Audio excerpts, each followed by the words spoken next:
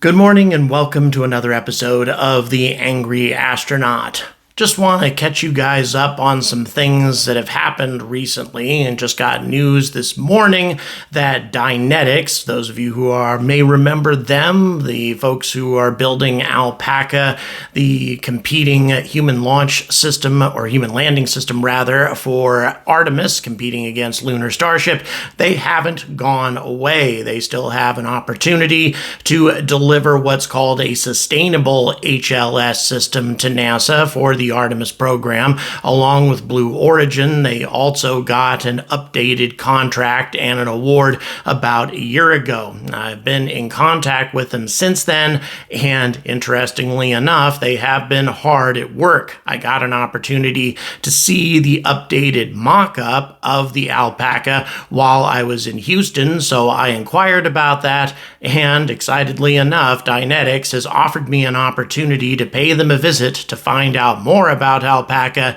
and also to get a tour of their facilities and operations in Huntsville, which, by the way, includes the work that they do on SLS and also Vulcan Centaur. If this is something you would like to support, the links are in the description. It's not going to be a very expensive endeavor. It really just involves the transport from South Carolina to Alabama, which can be done by car, and also a couple of nights worth of hotel. I really don't think it'd be any more than $400 or $500, something along those lines, if I rent a car to make the journey there, since my own vehicle has not been in the greatest of shape since I returned, and I'm not sure if I trust it. And on top of that, they're making sure that they coordinate this tour with the launch of Starship so they don't interfere with one another. So a very exciting thing indeed. Once again, if you'd like to support this, links are in the description for PayPal and Patreon. Let's get on with the topic at hand. So, you've often heard me talk about the benefits that the space industry brings to the human race and why more money should be spent on it, and everything that space has contributed to the success of our civilization over the last almost a century. That being the case, though, very seldom does anybody talk about how many lives the space industry saves. And I'm going to talk about one incident in particular. One particular cataclysm that could have been averted if we had the kind of technology and presence in space back then that we have right now. As a matter of fact, there's a great deal of evidence to suggest that the space industry and our presence in space is saving many, many thousands of lives every year right now. And this is directly tied to an event that happened back in the early 1970s, where over 500,000 people died in a single night.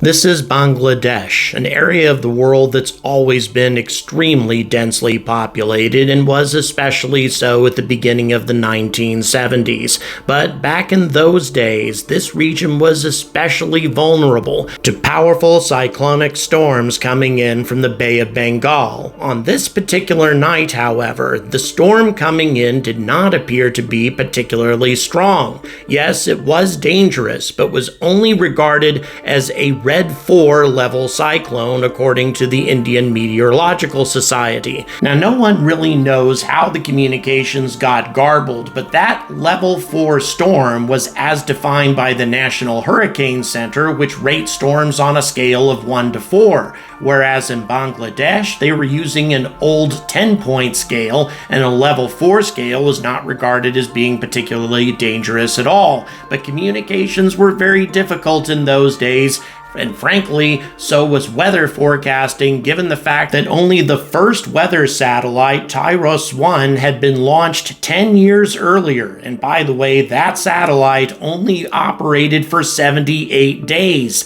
Satellite weather forecasting was still extremely primitive back then, especially compared to what it's like these days. At the time, no direct measurements could actually be taken of the wind speeds. Yes, we knew that the cyclone was fairly powerful, but we didn't actually know how powerful or how bad the storm surge was. The data simply was not available in that day and age as it is today, thanks, as I'm sure you can guess, to weather satellites and the incredible amount of information that we're able to gather in real time 50 years later. At this point, I would like to relate to you the story of Muhammad Hai as related by a book called The Vortex, written by Scott Carney and Jason Micklian. And I have this book linked in the description. And by the way, there's also an extremely good video about this subject in Answers by Joe Scott, and I have him linked as well. But this particular story is beyond disturbing, so if this is something that bothers you, I recommend you click off of this video right now. On the night of November 12th, 1970, after everyone had lain down, Muhammad Hai jumped out of bed with a start. A tin sheet ripped off of the roof, crashing down on the animal pen. He tuned his ears to the bleating outside. The animals sounded more scared than hurt. It was 10 p.m. His bed hadn't even had a chance to get warm yet, but if one tin sheet could blow off, more might follow. He threw on a shirt and ventured out into the darkness. The windy drizzle from an hour ago had mutated into a near horizontal downpour. The cows whipped their heads back and forth in vain attempts to break the ropes around their necks. They moved as though possessed by evil spirits. Hai had a sinking feeling that there would be no sleep tonight.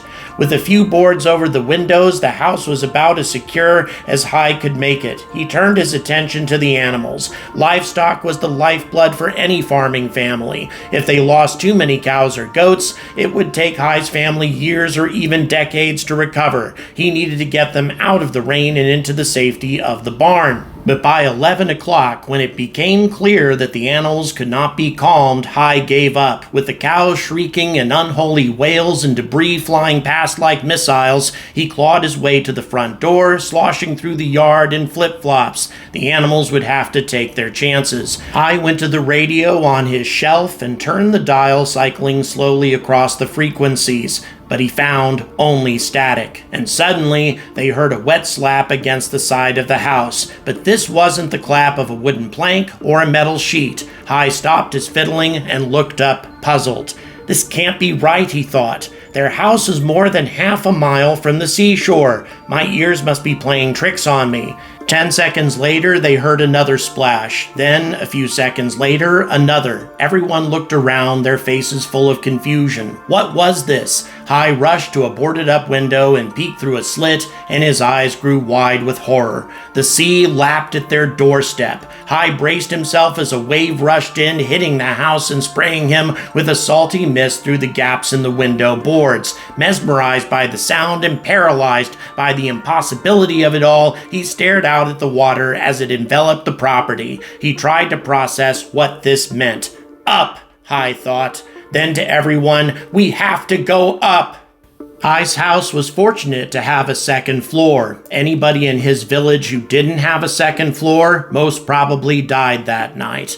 However, even on the second floor, it was really no safe haven. Within minutes, lukewarm water was pouring over Hai's feet. He backed up against the wall. Even the men sobbed and screamed, begging God for the knee-high water to go back down. 7-year-old brother Emadal cried out, "Brother, please save our lives." But what could Hai do? It had only been 8 minutes since the first waves had tested the walls of his house. He needed to try something desperate if he was going to save his family. He told an uncle to steady a chair, grabbed Emadul, and ripped off an access panel to the roof. He climbed up, carrying Emadul in one arm while lifting himself up with the other. They stuck their heads out, and impossibly powerful winds answered their faces. The raindrops punched their skin like BBs. Hai's heart sank. The wind had already damaged the roof so much that it couldn't support 2 people, let alone 20. Hai took Emadul back down to the shelter while his mind raced, searching for a new plan. The water now reached waist-high on the second floor. Hai's uncles held the children up on their shoulders to keep their heads above the surface. The ceiling and the water were 3 feet apart. The space continued to shrink. Everyone swayed as if they were bobbing on a canoe when each new wave hit. Grasping at whatever ideas his mind could conjure, he had a eureka moment. The tallest thing around was their old coconut palm tree, a 50-foot giant that had weathered dozens of cyclones. If they could get to it, it was tall and sturdy enough to save everyone. Hai yelled his frenzied strategy into the room. He climbed back up to the roof and jumped onto the tree, which was just a couple of feet from the house, and from there he could help the rest of his family follow. Hai knew that if he missed the jump in the fast-moving current, he would be swept out into the Bay of Bengal, an assured death, but he kept quiet about that part. This would be a leap of faith. Hai curled his flip-flops over the edge of the roof, trying to maintain his balance. He jumped like a frog, putting all of his energy into his quads and glutes. He stretched out his arms and smashed face first against the tree trunk. A direct hit. Hai immediately wrapped his arms around the rough cylinder, exhaling in relief. He shimmied up the tree to make room for the next person to come. "I made it!" Hai screamed out. "I made it!" He heard a wave crash against the roof a few feet away. Hai strained his ears and tried to hear voices through the roaring storm. "I made it!" Hai yelled again into the void. Surely the others would be coming any second. Even his mother could do it. "I made it!" The waves punished the roof with their damning, unrelenting frequency. The water continued to rise. Hai called out to his mom. His cries turned from triumphant to desperate. He called out to God. For the next hour, Hai held on to the violently swaying palm, grinding his forearms into the bark, and he held on alone.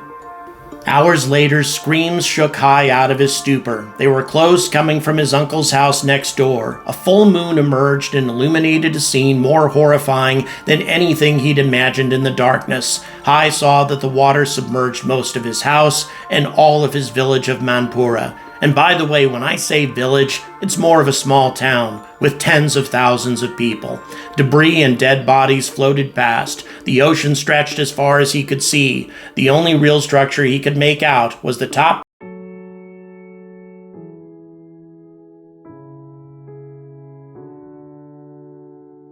As dawn broke over Bangladesh, it became very clear that Mohammed Hai's story had been repeated over and over again, hundreds of thousands of times throughout Bangladesh. The entire region had been flooded by an unprecedented storm surge, and anybody who had the strength and the resilience and the tenacity to climb trees or to find high ground at the last moment, well, they had an opportunity to survive, and everybody else drowned. The total loss of life has yet to be estimated, but it ranges anywhere from 300,000 to 500,000, with 500,000 being a more likely figure. And things got even worse from there. Obviously, the technology was part of the problem, and also the lack of communication, but also the responsibility of passing on warnings from the U.S. government, who were making use of the brand new ITOS-1 weather satellites at the time, was not in the hands of any sort of worldwide authority, but rather the government of West Pakistan, who failed to do so. And this, of course, resulted in lots of unrest in East Pakistan, as it was called at the time, resulting in a revolution that led to millions of deaths and an escalation of hostilities, which eventually involved the governments of India and Pakistan in a full-fledged war. In the long run, Bangladesh actually managed to gain their independence as a result of this event, in spite of the fact that the United States supported the government in Pakistan in trying to put down the uprising. However, the USSR supported East Pakistan, or Bangladesh as it later became,